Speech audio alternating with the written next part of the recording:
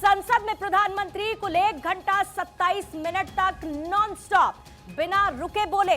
पहले उन्होंने राष्ट्रपति के अभिभाषण पर धन्यवाद दिया और उसके बाद तो सियासी शब्दों के बाढ़ विपक्ष पर ऐसे छोड़े कि सारा विपक्ष मूर्छित हो गया। आगा पीछा देखकर क्यों होते गमगीन, जैसी जिसकी भावना वैसा दिखे सीन। संसद से प्रधानमंत्री ने ऐसा शेर पढ़ा कि सारा विपक्ष ढेर हो गया।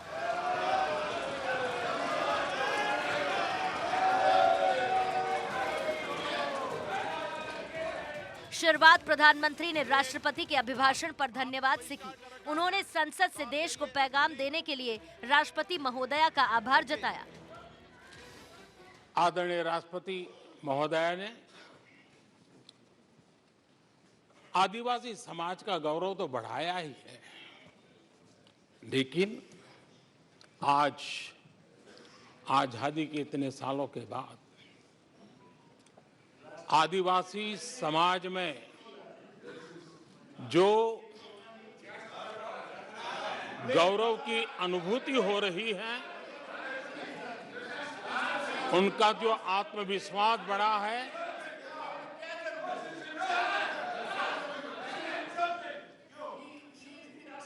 और इसके लिए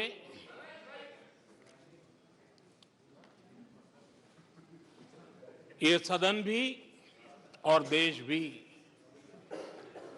उनका आभारी हूं। संसद सत्र के दौरान प्रधानमंत्री सबकी बातें गौर से सुन रहे थे और जब उनकी बारी आई तो उन्होंने इसका जिक्र भी किया। सबने अपनी बातें रखी और जब इन बातों को गौर से सुनते हैं, उसे समझने का जब प्रयास करते हैं, तो ये भी ध्यान में आता है कि किसकी कितनी क्षमता है, किसकी कितनी योग्यता है, किसकी कितनी समझ है और किसका क्या इरादा है। कल संसद से राहुल गांधी ने बाउंसर मारा तो आज प्रधानमंत्री ने सिक्सर मारकर हर सवाल का जवाब दिया। उन्होंने कहा कि कल कुछ लोगों के भाषण के बाद समर्थक काफी उछल रहे थे, लेकिन प्रधानमंत्री के जवाब ने उन्हें शांत कर दिया। सुनिए प्रधानमंत्री ने क्या जवाब दिया। पूरा इकोसिस्टम उछल रहा था और कुछ लोग तो खुश होकर के कह रहे थे, ये हुई ना बात, बड़ा, शायद नींद भी अच्छी आई होगी, शायद आज उठ भी नहीं पाए होंगे।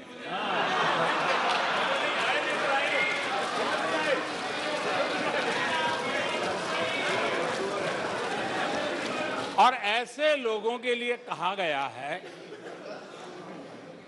बहुत अच्छे ढंग से कहा गया है, ये कह प्रधानमंत्री ने बताया कि देश किस आत्मविश्वास से आगे बढ़ रहा है, लेकिन चुनौतियां भी कम नहीं हैं और हर चुनौती से कैसे पार पाया जाए, ये उन्होंने अपने भाषण में बताया। माननीय अध्यक्ष जी, 100 साल में आई हुई ये भयंकर बीमारी, महामारी, दूसरी तरफ युद्ध की स्थिति, बटा हुआ विश्व, इस स्थिति में भी, इस संकट के माहौल में भी देश को जिस प्रकार से संभाला गया है, देश जिस प्रकार से संभला है, इससे पूरा देश आत्मविश्वास से भर रहा है, गौरव से भर रहा है। प्रधानमंत्री ने चुनाव को लेकर भी विपक्ष को घेरा। उन्होंने कहा कि चुनाव हारने पर विपक्ष ईवीएम को जिम्मेदार ठहराता है और चुनाव जीतने पर वही ईवीएम सही हो जाता है। चुनाव हार जाओ, ईवीएम खराब, दे दो गाली। चुनाव हार जाओ, चुनाव आयोग को गाली दे दो। क्या तरीका है? अगर कोर्ट में फैसला पक्ष में नहीं आया तो सुप्रीम कोर्ट को गाली दे दो, उसकी आलोचना कर दो। पीएम मोदी ने अपने भाषण के दौरान शायराना अंदाज में राहुल पर तीखा तंज भी कसा। उन्होंने कहा, तुम्हारे पांव के नीचे जमीन नहीं और फिर भी तुमको यकीन नहीं। दुनिया में किस तरह भारत का डंका बज रहा है, ये पीएम मोदी ने अपने भाषण के दौरान संसद से बताया। पिछले 9 वर्ष में भारत में 90,000 स्टार्टअप्स और आज स्टार्टअप की दुनिया में हम दुनिया में तीसरे नंबर पर पहुंच चुके हैं। माननीय अध्यक्ष जी, आज भारत दुनिया में मोबाइल मैन्युफैक्चरिंग में दुनिया में दूसरा बड़ा देश बन गया है। घरेलू विमान यात्री डोमेस्टिक एयर ट्रैफिक में आज विश्व में हम तीसरे नंबर पर पहुंच चुके हैं। प्रधानमंत्री ने कहा कि यह संकल्प लेकर चलने वाला देश है। यहाँ हर क्षेत्र में आशा ही आशा है। देश में विश्वास से भरा हुआ देश है। सपने और संकल्प लेकर के चलने वाला देश है। पीएम मोदी ने यूपीए सरकार के साल 2004 से 2014 तक के शासनकाल की पोल भी खोली। उन्होंने कहा कि इन 10 सालों में भारत की अर्थव्यवस्था काफी खस्ताहाल थी। पिछले 10 साल में 2014 के पहले 2004 से 14 भारत की अर्थव्यवस्था खस्ताहाल हो गई। निराशा नहीं होगी तो क्या होगा? 10 साल में महंगाई डबल डिजिट रही और इसलिए कुछ अगर अच्छा होता है तो निराशा और उभर करके आती है। अपने संबोधन के दौरान प्रधानमंत्री ने ईडी को भी धन्यवाद दिया। उन्होंने कहा कि जिस विपक्ष को जनता एक मंच पर नहीं ला पाई, ईडी के चलते पूरा विपक्ष आज एकजुट हो गया। आदरणीय अध्यक्ष जी, मुझे लगता था देश की जनता संसद से संबोधन के दौरान प्रधानमंत्री ने उस कश्मीर का भी जिक्र किया जहां पहले तिरंगा तक फहराने से लोग कतराते थे, लेकिन उसी लाल चौक पर अब बड़े आराम से तिरंगा फहराया जाता है। तो 24 जनवरी थी, मैंने जम्मू के अंदर बड़ी सभा में कहा था, अध्यक्ष जी मैं पिछली शताब्दी की बात कर रहा हूं, और तब मैंने कहा था आतंकवादी कान खोल करके सुन ले। उस दिन मैंने कहा था आतंकवादी कान खोल करके सुन ले। 26 जनवरी को ठीक 11 बजे मैं लाल चौक पहुंचूंगा, बिना सिक्योरिटी आऊंगा, बुलेट प्रूफ जैकेट के बिना आऊंगा और फैसला लाल चौक में होगा किसने अपनी मां का दूध पिया। प्रधानमंत्री चुन चुनकर विपक्ष पर प्रहार कर रहे थे और उनके हर भाषण के दौरान विपक्ष तिलमिला रहा था। इस दौरान कई बार विपक्ष ने हंगामा किया, लेकिन प्रधानमंत्री ने भी पानी पी पी कर विपक्ष को जवाब दिया। धन्यवाद करता हूं और देश आज यहां से एक नए उमंग, नए विश्वास, नए संकल्प के साथ चल पड़ा है। बहुत बहुत धन्यवाद। तो कैसे प्रधानमंत्री ने विपक्ष को किया क्लीन बोल्ट, आपने सुना। और वहीं बजट सत्र का आज 8वां दिन था। संसद में शाम को प्रधानमंत्री बोले तो उससे पहले दोपहर में कांग्रेस अध्यक्ष मल्लिकार्जुन खड़गे ने भी खूब समा बांधा। अपने संबोधन में उन्होंने हंसाया भी और नोकझोंक भी हुई।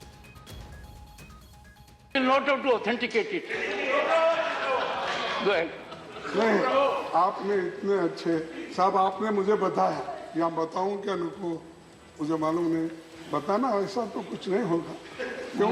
मैं भी बहुत सी बातें बताऊंगा तो ठीक नहीं रहेगा। अच्छा, छोड़ देता हूँ फिर साहब, वो नहीं। संसद में आज जब मल्लिकार्जुन खड़गे के बोलने की बारी आई तो उन्होंने हंसाया भी और नोकझोंक भी हुई। सरकार साहब, कर देना सर। कर्नाटक का सरकार, महाराष्ट्र का सरकार, मध्य प्रदेश की सरकार, कितने ऑथेंटिकेशन करो, मणिपुर की सरकार। आप सभी राज्यसभा में राष्ट्रपति के अभिभाषण पर चर्चा के दौरान कांग्रेस और भाजपा सांसदों के बीच तीखी नोकझोंक देखने को मिली।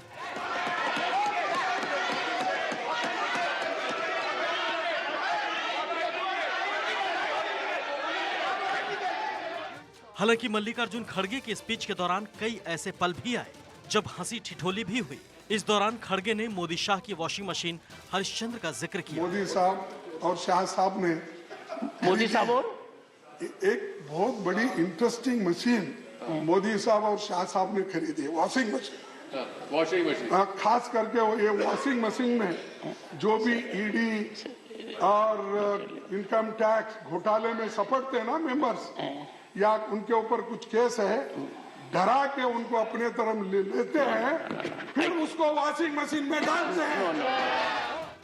बाद में खड़गे ने शेर सुनाया तो सभापति भी शायराना हो गए। नजर नहीं है, नजारों की बात करते हैं।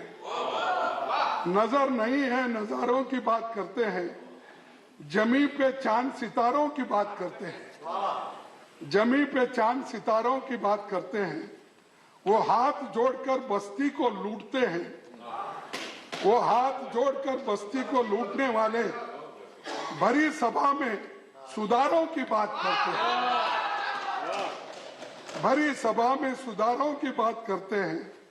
बड़ा हसीन है उनकी जबान की जादू, बड़ा हसीन है उनकी जबान की जादू। लगा के आग बाहरों की बात करते हैं। उम्र भर गालिब यही भूल करता रहा, धूल चेहरे पे थी, आईना साफ करता रहा। अपने संबोधन में खड़गे सभापति जगदीप धनखड़ से भी कई बार उलझते दिखे। उन्होंने अडानी, पीएम मोदी के रिश्ते, अडानी के तेजी से अमीर बनने, अडानी की कंपनियों को लेकर सवाल पूछे। मोदी जी साहब के नजदीकी दोस्त की दौलत 2.5 साल में 13 गुना बढ़ गया। 2014 में उसका 50,000 करोड़ रुपए थी, 2019 तक 1 लाख करोड़ रुपए हुई। अचानक ऐसा क्या जादू हो गया कि 2 ही साल में 12 लाख करोड़ रुपए की संपत्ति आ गई। इस दौरान 2 मौके ऐसे भी आए जब खड़गे के भाषण पर पीएम मोदी भी हंस पड़े। कुल 40 मिनट तक संसद में खड़गे ने संबोधन दिया। इस दौरान कई तरह की तस्वीरें संसद में देखने को मिली। कि मुझे तब क्या मिलता था, अब क्या मिलता था, तो मैंने आपको ये कहा। तो संसद के बजट सत्र में एक तरफ जहां पर सियासी संग्राम कभी हंसी ठहाके, तो दूसरी तरफ मोदी के जैकेट और मल्लिकार्जुन खड़गे के मफलर की चर्चा। नीले रंग के खास जैकेट के लिए प्रधानमंत्री मोदी की तारीफ हो रही है, जबकि खड़गे पर सवाल उठाए जा रहे हैं।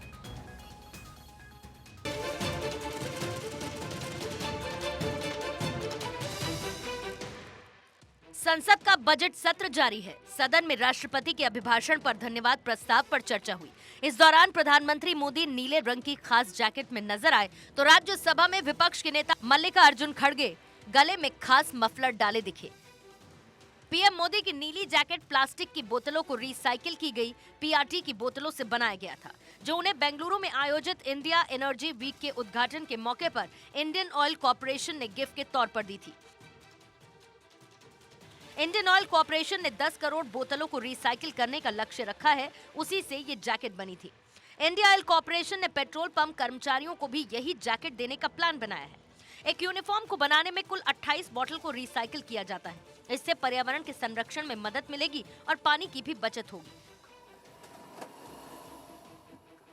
प्लास्टिक बोतलों को रिसाइकिल कर बनाई गई खास जैकेट के लिए पीएम मोदी की तारीफ हो रही है, तो मफलर के लिए खड़गे बीजेपी के निशाने पर आ गए हैं। बीजेपी ने कांग्रेस और मल्लिकार्जुन खड़गे पर निशाना साधा और दावा किया कि खड़गे जो मफलर डालकर सदन में पहुंचे वो फ्रांस के फैशन ब्रांड लुई विटों का है, जिसकी कीमत 56,000 रुपए की है। बीजेपी प्रवक्ता शहजाद पूनावाला ने ट्विटर पर 2 फोटो शेयर की। एक फोटो में पीएम मोदी प्लास्टिक की बोतलों से रिसाइकिल कर बनाई गई जैकेट पहने नजर आते हैं, तो वहीं दूसरी में खड़गे मफलर डाले हुए दिखाई देते हैं। शहजाद पूनावाला ने भी दावा किया खड़गे ने जो स्कार्फ पहना है लुई विटो कंपनी का है, जिसकी कीमत भी उन्होंने स्क्रीनशॉट के साथ डाली। बता दें कि इससे पहले भारत जोड़ो यात्रा के दौरान राहुल गांधी की सफेद टी शर्ट भी खूब चर्चा में थी, उसको लेकर भी विवाद हुआ था। बीजेपी के ऑफिशियल ट्विटर हैंडल से राहुल गांधी की एक फोटो शेयर की गई थी और दावा किया गया था कि टी शर्ट बर्बरी कंपनी की है और इसकी कीमत 41,000 रुपए। और आइए इसी बीच में गाजियाबाद कोर्ट परिसर की कुछ तस्वीरों की तरफ आपको लिए चलते हैं, जहां पर एक तेंदुआ घुस आया और ये उसी की तस्वीरें हैं। ये है गाजियाबाद का कोर्ट परिसर, पुरानी बिल्डिंग के पास 2 वकील और इसके साथ ही जूता पॉलिश करने वाले समेत 5 लोगों पर इसी तेंदुए ने हमला कर दिया। किसी तरीके से इसे रोकने की कोशिश की गई, उसी दौरान जमीन पर ये बैठा तेंदुआ नजर आता है और उसके बाद हमला बोल देता है इन लोगों पर। जूता पॉलिश करने वाले युवक के कान पर इस तेंदुए ने झपट्टा मारा, जिससे वो गंभीर रूप से घायल हो गए। तेंदुआ घुसते ही पुरानी बिल्डिंग के सारे कोर्ट रूम खाली करा लिए गए और पूरी कचहरी में दहशत और अफरा तफरी मचती नजर आई है। वकीलों और कोर्ट परिसर में मौजूद लोगों ने किसी तरीके से भागकर अपनी जान बचाई। 4 घंटे की कड़ी मशक्कत के बाद वन विभाग की टीम ने इस तेंदुए को पकड़ा और इसके बाद लोगों ने राहत की सांस ली। ये हमारे सरकारी वकील साहब हैं। भाई साहब थोड़ा नजदीक रहो। चंडीगढ़ मोहाली बॉर्डर पर सिख कैदियों की रिहाई की मांग को लेकर जमकर बवाल हुआ। बवाल इतना हुआ कि कुछ देर के लिए मामला हिंसक हो चला। चंडीगढ़ में घुसने को लेकर प्रदर्शनकारियों की पुलिस के साथ झड़प भी हुई, पथराव हुआ। प्रदर्शनकारियों ने तलवारें निकाल ली और इसके बाद पुलिस को लाठीचार्ज करना पड़ा। सिख कैदियों की रिहाई पर संग्राम, तलवार डंडों से पुलिस पर हमला, हिंसक प्रदर्शनकारियों पर लाठीचार्ज, प्रदर्शनकारियों पर वाटर कैनन का इस्तेमाल।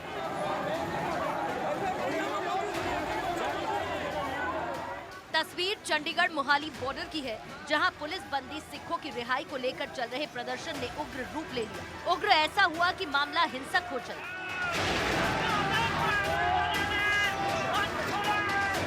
चंडीगढ़ पुलिस जब प्रदर्शनकारियों को रोकने की कोशिश करने लगी तो पुलिस के साथ उनकी हिंसक झड़प हो गई। प्रदर्शनकारियों ने जमकर पथराव किया। पुलिस ने रोकने की कोशिश की तो तलवारें निकाली, जिसे देख पुलिस ने लाठीचार्ज कर दिया और वाटर कैनन का भी इस्तेमाल किया।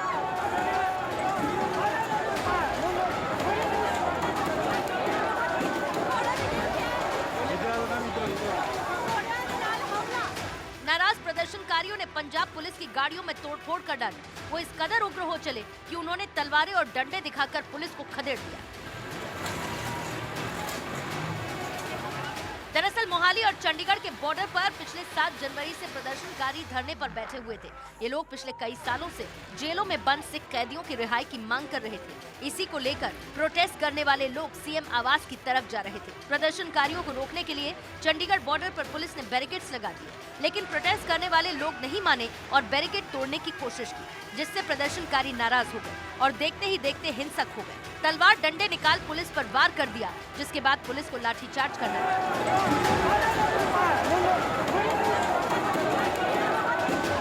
हिंसक प्रदर्शन में कुछ लोग जख्मी हुए, जिसमें कई पुलिसकर्मी भी हैं। पुलिस ने कुछ प्रदर्शनकारियों को हिरासत में लिया है। चंडीगढ़ में धारा 144 लगा दी गई है। चंडीगढ़ पुलिस भी हाई अलर्ट पर। पाकिस्तान के पूर्व मंत्री राशिद अहमद की कुछ दिन पहले गिरफ्तारी हुई थी, आपको याद होगा, लेकिन अब उसका एक वीडियो वायरल हो रहा है जिसमें उनका स्वैग नजर आता है। हाथ में हथकड़ी के साथ सिगार भी है और पाकिस्तान कंगाली की कगार पर जा पहुंचा है और पूर्व मंत्री का यह स्वैग इस वक्त वायरल है। कुछ लोग पूर्व मंत्री को तो कुछ लोग शहबाज सरकार को इन तस्वीरों के बाद घेर रहे हैं।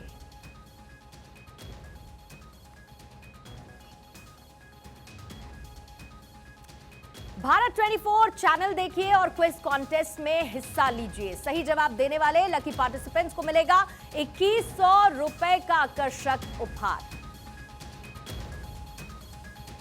भारत 24 पर आज शाम 3 बजे का शो होस्ट करने वाली एंकर का नाम बताएं। जवाब इस नंबर पर व्हाट्सएप करें 9717736004। जवाब कल शाम 4 बजे के बुलेटिन के दौरान हम आपको बताएंगे और आपको मिलेगा आकर्षक उपहार। आरबीआई ने एक बार फिर से रेपो रेट में 0.25% का इजाफा कर दिया है और इसके बाद अब रेपो रेट बढ़कर 6.50% हो चुका है। यानी कि अब होम लोन से लेकर ऑटो और पर्सनल लोन सबकी ईएमआई महंगी हो जाएगी, लेकिन एफडी पर ज्यादा ब्याज मिलेगा। रिजर्व बैंक ऑफ इंडिया ने जनता को महंगाई का एक और झटका दिया। रेपो रेट में एक बार फिर से बढ़ोतरी की गई। आरबीआई ने लगातार छठवीं बार रेपो रेट में 0.25% का इजाफा किया, जिससे रेपो रेट 6.25% से बढ़कर 6.50% हो गया है। यानी होम लोन से लेकर ऑटो और पर्सनल लोन सब कुछ महंगा हो जाएगा और ज्यादा ईएमआई चुकानी होगी। हालांकि एफडी पर अब ब्याज दरें मिलेंगी। 1 अगस्त 2018 के बाद रेपो रेट की ये सबसे ऊंची दर है। 2018 में भी रेपो रेट 6.5% था। 6 फरवरी से ब्याज दरों पर फैसले के लिए मॉनेटरी पॉलिसी कमेटी की मीटिंग चल रही थी, जिसके बाद आरबीआई गवर्नर शक्तिकांत दास ने प्रेस कॉन्फ्रेंस कर ब्याज दरों से जुड़ी घोषणा की। इससे पहले दिसंबर में हुई मीटिंग में ब्याज दरों को 5.90% से बढ़ाकर 6.25% किया गया था। ब्याज दरों के बढ़ने के बाद मई से पहले जो होम लोन आपको 5.65% रेट ऑफ इंटरेस्ट पर मिल रहा था, वो अब 8.15% पर पहुंच गया है। यानी 20 साल के लिए 20 लाख के लोन पर आपको हर महीने करीब 2,988 ज्यादा की ईएमआई देनी होगी। इंसान अंतरिक्ष में 62 साल पहले गया था और तब से सबके मन में, आपके भी मन में तरह तरह के सवाल उठते रहे होंगे। उन्हीं में से एक सवाल यह है कि क्या कभी स्पेस में बच्चे पैदा हो सकते हैं? इस सवाल की गुत्थी अभी तक तो नहीं सुलझी थी, लेकिन ब्रिटेन और नीदरलैंड्स के वैज्ञानिक कुछ ऐसा करने जा रहे हैं जिससे इसकी संभावनाएं बढ़ गई हैं और उम्मीद है कि 2028 तक पहला स्पेस बेबी पैदा होगा।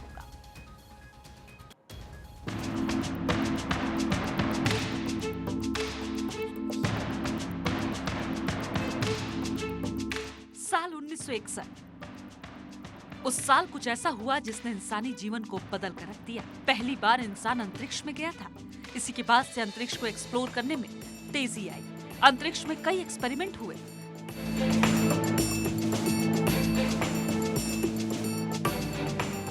इंसान को स्पेस में गए करीब 62 साल हो गए हैं, लेकिन तब से सभी के मन में एक सवाल जरूर उभरता है कि क्या स्पेस में बच्चे पैदा हो सकते हैं?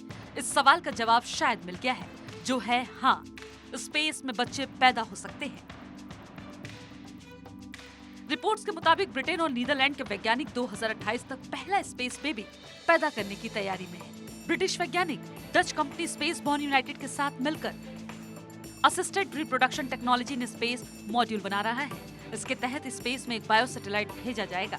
इसके अंदर इन विट्रो फर्टिलाइजेशन यानी IVF ट्रीटमेंट के जरिए भ्रूण का जन्म होगा।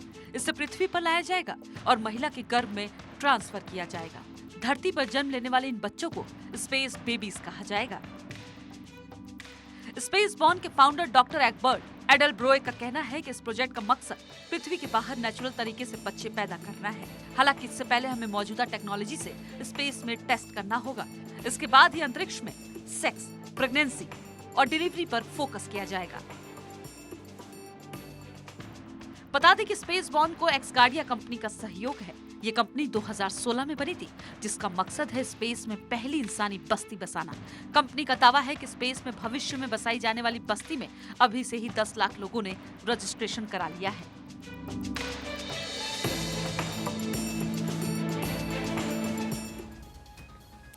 तो अपने आप में एक बड़ी अलग तरीके की यहाँ पर एक सक्सेसफुल नजर आएगा ये एक्सपेरिमेंट, जिस तरीके की संभावनाएं बढ़ती हुई नजर आ रही हैं। यानी कि 2028 तक पहला स्पेस बेबी पैदा कराने की जो तैयारी है। लेकिन इस प्रोजेक्ट के पहले चूहों पर एक्सपेरिमेंट होगा, यानी कि मॉड्यूल की टेक्नोलॉजी को टेस्ट करने के लिए पहली फ्लाइट इसी साल अप्रैल में कनाडा से रवाना होगी। और दावा यह किया जा रहा है कि आईवीएफ वर्किंग वाला फुल फंक्शनिंग बायो सैटेलाइट 18 से 24 महीने में बनकर तैयार भी होगा। स्पेस में आईवीएफ ट्रीटमेंट से कैसे बेबी पैदा होगा, उसकी पूरी प्रक्रिया क्या होगी, आइए आपको उसके बारे में भी बता देते हैं। यानी कि साल 2028 तक स्पेस बेबी पैदा होंगे, इस बात की संभावना है। 75 सेंटीमीटर की एक डिस्क में आईवीएफ ट्रीटमेंट के डिवाइस को इंस्टॉल किया जाएगा और इसके बाद इसी डिस्क को धरती से 230 किलोमीटर ऊपर भेजे जाने की तैयारी होगी, क्योंकि 230 किलोमीटर ऊपर सोलर रेडिएशन लिमिटेड होता है। आईवीएफ डिवाइस स्पेस में ग्रेविटी क्रिएट करेगा और डिवाइस के कंट्रोल्ड टेम्परेचर में स्पर्म और इसके साथ ही एग को फर्टिलाइज किया जाएगा। फीटस तैयार होने के 5 दिन बाद इसे फ्रीज करके धरती पर लाया जाएगा और फीटस को विमेन वूम में ट्रांसफर किया जाएगा। इस पूरे प्रोसेस से जन्म लेने वाले बच्चे को स्पेस बेबी कहा जाएगा। स्पेस बेबी पैदा होने के पूरे प्रोसेस को आपने समझ लिया, जो कि आईवीएफ के जरिए बच्चे को पैदा किया जाएगा। यानी कि जिस तरीके से टेस्ट ट्यूब बेबी का जन्म होता है, लगभग पूरा प्रोसेस वही होगा, लेकिन फीटस बनने की जो प्रक्रिया है वो धरती पर नहीं बल्कि स्पेस में होगी और इसीलिए पैदा हुए बच्चे को स्पेस बेबी कहा जाएगा। स्पेसबॉर्न कंपनी का दावा यह है कि वो अगले 5 साल में इंसानी सेल्स के साथ बायो सैटेलाइट को स्पेस में भेज सकता है। चूहों और इंसानों के सेल्स पर एक्सपेरिमेंट के बाद स्पेस में प्रेगनेंसी और इसके साथ ही सुरक्षित डिलीवरी के बारे में पता चल पाएगा और उसके बाद 2031 तक बच्चे का जन्म अंतरिक्ष में कराने का प्रोजेक्ट शुरू होगा। आइए उसकी डिटेल्स भी आपको दे देते हैं, क्योंकि जिक्र हो रहा है साल 2031 का, तब अंतरिक्ष में बच्चे पैदा होंगे। पृथ्वी की निचली कक्षा में बच्चे पैदा कराने की कोशिश होगी और 2 कामयाब डिलीवरी कर चुकी महिलाओं पर इसका एक्सपेरिमेंट किया जाएगा। हाई रेडिएशन को बर्दाश्त करने की जिनमें ताकत होगी, उनका इसमें चयन किया जाएगा। कंपनी के मुताबिक एक साथ करीब 30 महिलाओं पर यह एक्सपेरिमेंट किया जाएगा और इस प्रोजेक्ट के तहत अंतरिक्ष में ही प्रेगनेंसी और डिलीवरी की भी तैयारी की गई है। स्पेसबॉर्न कंपनी के फाउंडर डॉक्टर एडल ब्रॉयक के मुताबिक स्पेस में बच्चे पैदा करने का पूरा प्रोसेस काफी कॉम्प्लिकेटेड होगा। इसमें टेम्परेचर, मौसम, रॉकेट लॉन्चिंग में आने वाली जो अटकलें हैं, जो दिक्कतें हैं, उनको ध्यान में रखना होगा। और अगर स्पेस में प्रेगनेंसी और डिलीवरी के प्रोजेक्ट सफल होते हैं तो भविष्य में अंतरिक्ष में बच्चे पैदा होंगे। इंसान दूसरे ग्रह या फिर पृथ्वी की बाहरी कक्षा में जाकर अपनी कॉलोनी भी बना सकेंगे और जाहिर है इस एक्सपेरिमेंट के सक्सेसफुल होने के बाद प्रबल संभावनाएं स्पेस बेबी की पैदा होती हुई नजर आएंगी। धरती पर इंसानों की औसत उम्र 80 से 85 साल है, लेकिन क्या हो अगर इंसानों की उम्र 2000 साल हो जाए? वैज्ञानिकों ने अंतरिक्ष में एक ऐसा ही एक्सोप्लैनेट की तलाश कर ली है जहां पर इंसानी जीवन संभव है। इसके साथ ही इंसानों की उम्र भी 2000 साल तक होगी। ये रिपोर्ट आप देखिए।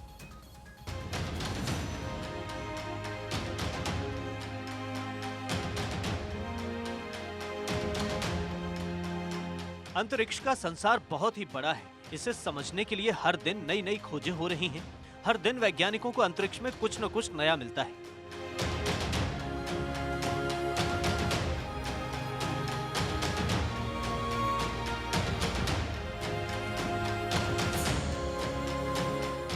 अंतरिक्ष वैज्ञानिक सालों से पृथ्वी जैसा दूसरा प्लैनेट तलाश रहे हैं, जहां इंसानी जीवन हो या फिर जहां इंसान जाकर बच सकता है।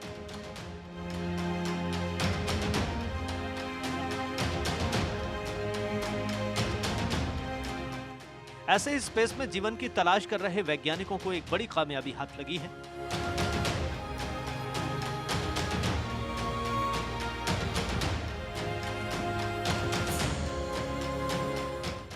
वैज्ञानिकों ने एक ऐसा एक्सोप्लैनेट तलाश लिया है जहां पर हमारी पृथ्वी के जैसे ही जीवन की संभावनाएं हैं। सबसे बड़ी बात यह है कि पृथ्वी से ज्यादा दूर भी नहीं है।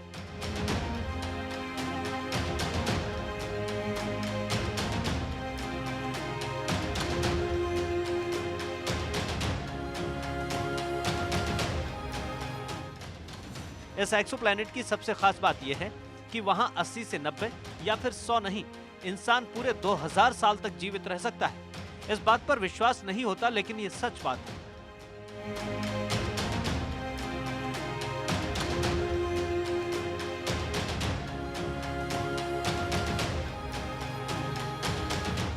वैज्ञानिकों ने जिस एक्सोप्लैनेट की तलाश की है उसका नाम वुल्फ 1069b रखा गया है। इस ग्रह पर 16 दिनों का एक साल होता है। तो अगर हम इस ग्रह पर पृथ्वी के 365 दिन के बराबर यानी एक साल का समय बिताते हैं तो वहाँ 23 साल हो जाते हैं। इस हिसाब से देखा जाए तो वहाँ इंसान की औसत आयु 1955 साल हो जाएगी, क्योंकि पृथ्वी पर इंसानों की औसत आयु 80 से 85 साल है।